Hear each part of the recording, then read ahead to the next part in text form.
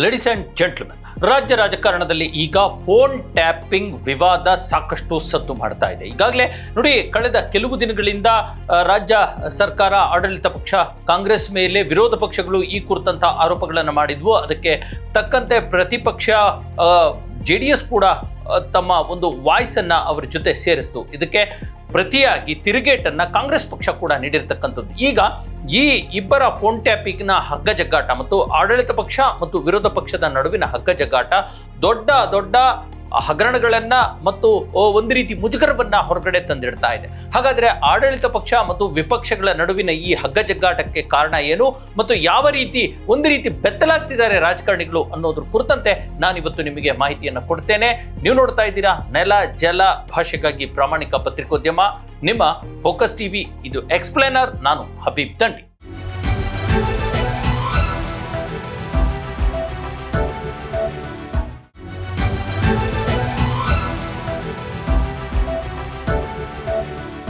ವೀಕ್ಷಕರೇ, ಕಳೆದ 2-3 ದಿನಗಳ ಹಿಂದೆ ಬಿಜೆಪಿ ದೊಡ್ಡ ಮಟ್ಟದ ಒಂದು ಆರೋಪವನ್ನು ಮಾಡಿತ್ತು ರಾಜ್ಯ ಕಾಂಗ್ರೆಸ್ ಸರ್ಕಾರ ಮತ್ತು ಸ್ವತಃ ಮುಖ್ಯಮಂತ್ರಿ ಸಿದ್ದರಾಮಯ್ಯನವರ ಮೇಲೆ.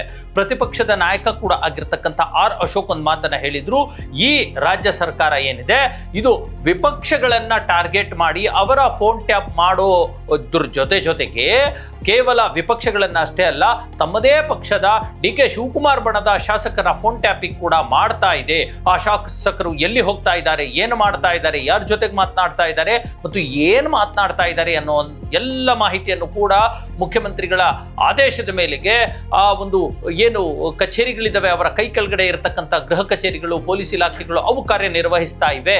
ಆ ಗೂಢಚಾರಿಕೆಯನ್ನ ಅವರು ಮಾಡ್ತಾ ಇದ್ದಾರೆ ಅನ್ನೋಂಥ ಒಂದು ಆರೋಪವನ್ನು ಕೂಡ ಮಾಡಿಬಿಟ್ಟಿದ್ರು. ಈ ಮಾತಿಗೆ ಬಿಜೆಪಿಯ ಹಲವಾರು ನಾಯಕರು ದನಿಗೂಡಿಸ್ಬಿಟ್ಟಿದ್ರು. ಅಷ್ಟಕ್ಕೆ ಆಗಿದ್ರೆ ಅದು ಸುಮ್ಮನೆ ಆಗ್ತಿತ್ತು. ಆದ್ರೆ ಯಾವಾಗ ಮಾಜಿ ಮುಖ್ಯಮಂತ್ರಿ HD ಕುಮಾರಸ್ವಾಮಿ ಅವರಿಗೆ ಈ ಒಂದು ಪ್ರಶ್ನೆಯನ್ನ ಮಾಧ್ಯಮದವರು ಕೇಳಲಾಯಿತು, ಅವರು ಕೂಡ ಬಿಜೆಪಿಯವರಂತೆಯೇ ದೊಡ್ಡ ಮಟ್ಟದ ಒಂದು ಪ್ರತಿಕ್ರಿಯೆಯನ್ನ ಕೊಟ್ಟೇ ಬಿಟ್ರು.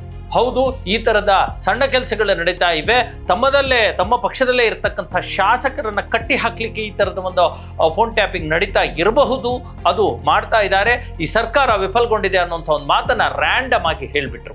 ಪರಿಣಾಮ ಏನಾಯ್ತು ಗೊತ್ತಾ?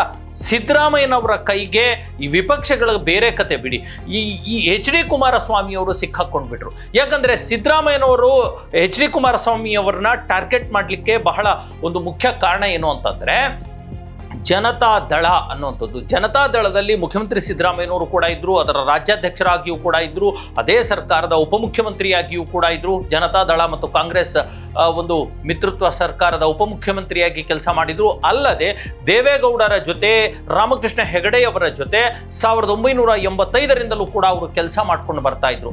ಆ ಕಾಲದಿಂದಲೂ ಕೂಡ ರಾಮಕೃಷ್ಣ ಹೆಗಡೆ 85ರಲ್ಲಿ ಮುಖ್ಯಮಂತ್ರಿ, 83ರಲ್ಲಿ ಮುಖ್ಯಮಂತ್ರಿಯಾಗಿ, 85ಕ್ಕೆ ರಾಜೀನಾಮೆ ಕೊಟ್ಟು 85ರಲ್ಲಿ ಮತ್ತೆ ಮುಖ್ಯಮಂತ್ರಿಯಾಗಿ 1985ರಲ್ಲಿ, ಆ ಕಾಲದಿಂದಲೂ ಕೂಡ ಹಿಡಿದು ದೇವೇಗೌಡರವರು 1996ರಲ್ಲಿ ಪ್ರಧಾನಮಂತ್ರಿ ಆಗುವವರೆಗೂ ಕೂಡ, ಅದರ ನಂತರ ಇನ್ನೂ 10 ವರ್ಷಗಳ ಕಾಲ ಸುಮಾರು 2004-05ರವರೆಗೂ ಕೂಡ ಸಿದ್ದರಾಮಯ್ಯನವರು JDS ಮತ್ತು ಜನತಾ ಪರಿವಾರ, ಜನತಾ ಪಕ್ಷದ ಸಾಂಗತ್ಯದಲ್ಲಿ ಇದ್ರು.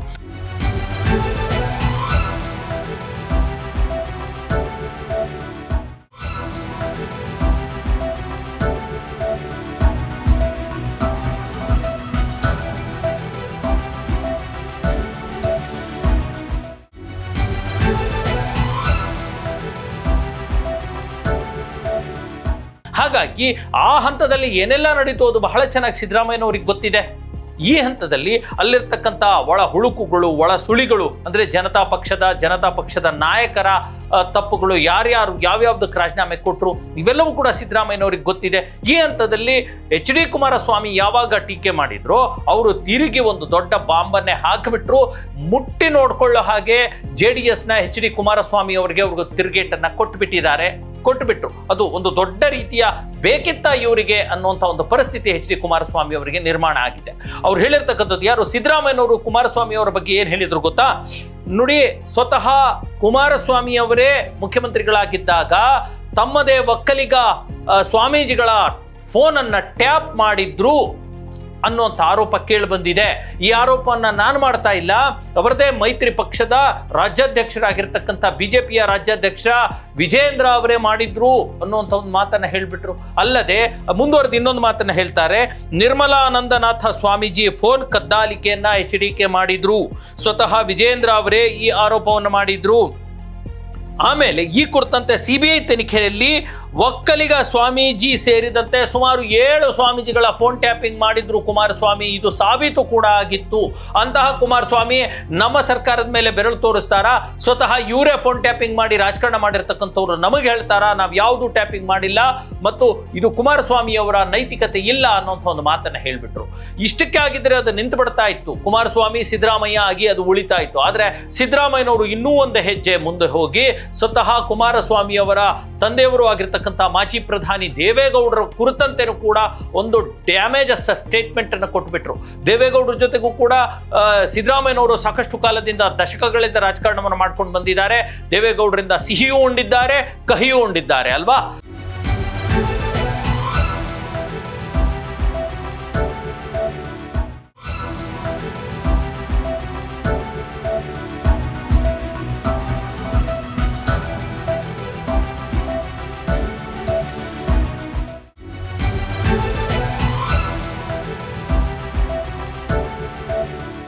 ಹಾಗಾಗಿ ದೇವೇಗೌಡರ ಬಗ್ಗೆ ಅವ್ರು ಏನು ಹೇಳಿದ್ರು ಗೊತ್ತಾ? HD ದೇವೇಗೌಡರು ಕೂಡ ಪ್ರಧಾನಿಯಾಗಿದ್ದಾಗ ಇದೇ ರೀತಿಯ ಗೂಢಚಾರಿಕೆ ಮಾಡಿಸಿ ಮತ್ತು ಸಣ್ಣತನದಿಂದಲೇ ಪ್ರಧಾನಿ ಸ್ಥಾನವನ್ನು ಕಳೆದುಕೊಂಡ್ಬಿಟ್ರು ಅನ್ನುವಂಥ ಒಂದು ಮಾತನ್ನ ಹೇಳಿಬಿಟ್ರು. ಹಾಗಾಗಿ ನೋಡಿ, ಇದು ಹೆಂಗೆ ಅವರು ಟಾರ್ಗೆಟ್ ಮಾಡಿ ಅವರ ಬಾಣವನ್ನ, ಕುಮಾರಸ್ವಾಮಿ ಅವರ ಬಾಣವನ್ನ ಒಂದು HD ಕುಮಾರಸ್ವಾಮಿ ಅವರಿಗೆ HD ದೇವೇಗೌಡ ಅವರಿಗೂ ಸೇರಿಸಿ ಬಿಟ್ಬಿಟ್ರಲ್ಲ ಸಿದ್ದರಾಮಯ್ಯನವರು. ಅದು ಒಂದು ರೀತಿ ಮುಟ್ಟಿ ನೋಡ್ಕೊಳ್ಳೋ ಹಾಗಾಗಿದೆ. ಸುಮ್ಮನೆ ಇರಲಾರ್ದೆ ಇರುವೆ ಬಿಟ್ಕೊಂಡ್ರು ಅನ್ನೋ ಪರಿಸ್ಥಿತಿ ಈಗ HD ಕುಮಾರಸ್ವಾಮಿ ಅವರದಾಗಿದೆ. ಈಗ ಈ ಸದ್ಯಕ್ಕೆ ಏನಾಗ್ತಾ ಇದೆ, ಮತ್ತೆ ಹಗ್ಗ ಜಗ್ಗಾಟ. ಇವತ್ತು ಮತ್ತೆ ಕುಮಾರಸ್ವಾಮಿ ಅವರು ಅದಕ್ಕೆ ಈ ಕುರಿತಂತೆ ಒಂದು ಸ್ಪಷ್ಟನೆಯನ್ನು ಕೊಡೋಕೆ ಹೋಗುವಂಥದ್ದು. ಅಂದ್ರೆ ಸಿದ್ದರಾಮಯ್ಯನವರಿಗೆ ಅವ್ರು ಹೇಳ್ತಾರೆ, ಅಲ್ಲ ಸರ್ ನೀವ್ಯಾಕೆ ಯಾರೋ ಕುಂಬಳಕಾಯಿ ಕಳ್ಳ ಅಂದ್ರೆ ಹೆಗಲು ಮುಟ್ಕೊಂಡು ನೋಡ್ಕೊಳ್ತೀರಾ? ಏನೋ ಮಾಧ್ಯಮದವ್ರು ಕೇಳಿದ್ರು, ನಾನು ಹೇಳಿದೆ ಅಷ್ಟೇ, ಅದಕ್ಕೆ ಪ್ರತಿಕ್ರಿಯೆ ಕೊಟ್ಟೆ ಅಷ್ಟೇ ಅನ್ನುವಂಥ ಮಾತನ್ನ ಹೇಳ್ತಿದ್ದಾರೆ. ಆದ್ರೆ ಹೇಳೋ ಮಾತೇನೋ ಹೇಳ್ಬಿಟ್ರು. ಆದ್ರೆ ಅಪ್ಪ ಮಗ ಇಬ್ಬರು ಮಾನಾನು ಅಥವಾ ದಶಕಗಳಿಂದ ಹಿಂದೆ ಆಗಿರ್ತಕ್ಕಂಥ ಆ ಒಂದು ಅಪಸವ್ಯ ಎಲ್ಲವೂ ಕೂಡ ಜನಗಳ ಎದುರುಗಡೆ ಮತ್ತೆ ಬಂತಲ್ಲ. ಇಲ್ಲಿ ಕೇವಲ ಯಾರ್ದೋ ರಾಜಕಾರಣಿಗಳ ಫೋನ್ ಟ್ಯಾಪ್ ಅಲ್ಲ, ನೀವು ನಿಮ್ಮ ಒಕ್ಕಲಿಗ ಮಠದ ಬಾಲಗಂಗಾಧರನಾಥ ಸ್ವಾಮೀಜಿಗಳ ಫೋನ್ ಟ್ಯಾಪ್ ಅನ್ನು ಮಾಡ್ತಿದ್ರಿ ಅನ್ನುವಂಥ ಒಂದು ಮಾತನ್ನ ಹೇಳ್ಬಿಟ್ರಲ್ಲ. ಜೊತೆಗೆ 7 ಸ್ವಾಮೀಜಿಗಳ ಫೋನ್ ಟ್ಯಾಪ್ ಮಾಡ್ತಿರ್ತಕ್ಕಂಥದ್ದು ಕೂಡ CBI ತನಿಖೆಯಲ್ಲಿ ಸಾಬೀತಾಯ್ತಲ್ಲ ಅಂತ ಹೇಳೋದ್ರ ಮೂಲಕ ಒಂದು ರೀತಿ ಮುಜುಗರಕ್ಕೆ ಕುಮಾರಸ್ವಾಮಿ ಈಡಾದ್ರು. ಇಲ್ಲಿ ಬಹಳ ಪ್ರಮುಖವಾಗಿ ಸಿದ್ದರಾಮಯ್ಯ ಮತ್ತು ಕುಮಾರಸ್ವಾಮಿ ಒಂದೇ ಪಕ್ಷದಿಂದ ಮತ್ತು ಒಂದೇ ಆ ಒಂದು ಪರಿವಾರದಿಂದ ಬರ್ತಾ ಇರೋದ್ರಿಂದ, ಜನತಾ ಪರಿವಾರದಿಂದ, ಅದು ಇಬ್ಬರ ಹುಳುಕುಗಳು ಇಬ್ಬರಿಗೂ ಗೊತ್ತಿದೆ. ಕುಮಾರಸ್ವಾಮಿ ಅವರ ಹುಳುಕು, ದೇವೇಗೌಡ ಅವರ ರಾಜಕಾರಣದ ಅಧಿಕಾರದ ಆಡಳಿತದ ಹುಳುಕುಗಳು ಸಿದ್ದರಾಮಯ್ಯನವ್ರಿಗೆ ಗೊತ್ತಿದೆ. ಸಿದ್ದರಾಮಯ್ಯನವರ ಹುಳುಕುಗಳು ಕುಮಾರಸ್ವಾಮಿ ದೇವೇಗೌಡರಿಗೆ ಗೊತ್ತಿದೆ. ಈ ಹಂತದಲ್ಲಿ ಪರಸ್ಪರ ಒಂದು ಕಲ್ಲು ಎಸೆದ್ರೆ 2 ಕಲ್ಲು ವಾಪಸ್ ಬರುತ್ತೆ ಅನ್ನುವಂಥ ಎಚ್ಚರಿಕೆ ಇಟ್ಕೊಂಡು ಮಾತನಾಡಬೇಕಾಗಿತ್ತು. ಆದರೆ ಅದು ತಪ್ಪಿ ಮಾತನಾಡಿದಾಗ ಈ ಪರಿಸ್ಥಿತಿ, ಅಂದ್ರೆ ಇವರ ಬಣ್ಣ ಬಯಲಾಗಿದೆ. JDS ಕುಮಾರಸ್ವಾಮಿ ಮತ್ತು ದೇವೇಗೌಡರ ಬಣ್ಣ ಬಯಲಾಗಿದೆ. ಬಯಲು ಮಾಡಿದ್ದು ಮಾತ್ರ ಸಿದ್ದರಾಮಯ್ಯನವರು ಅನ್ನುವಂಥದ್ದು. ಹಾಗಾಗಿ ಈ ಒಂದು ಹಗ್ಗ ಜಗ್ಗಾಟ, ಈ ಕಿತ್ತಾಟ ಮುಂದುವರಿಯುತ್ತಾ, ಇಲ್ಲಿಗೆ ಸ್ಟಾಪ್ ಆಗುತ್ತಾ ಅಥವಾ ಇಶ್ಯೂ ಬೇಸ್ಡ್ ಚರ್ಚೆ ಬರುತ್ತಾ ಅನ್ನುವಂಥದ್ದನ್ನ ನಾವು ಕಾದು ನೋಡಬೇಕಿದೆ.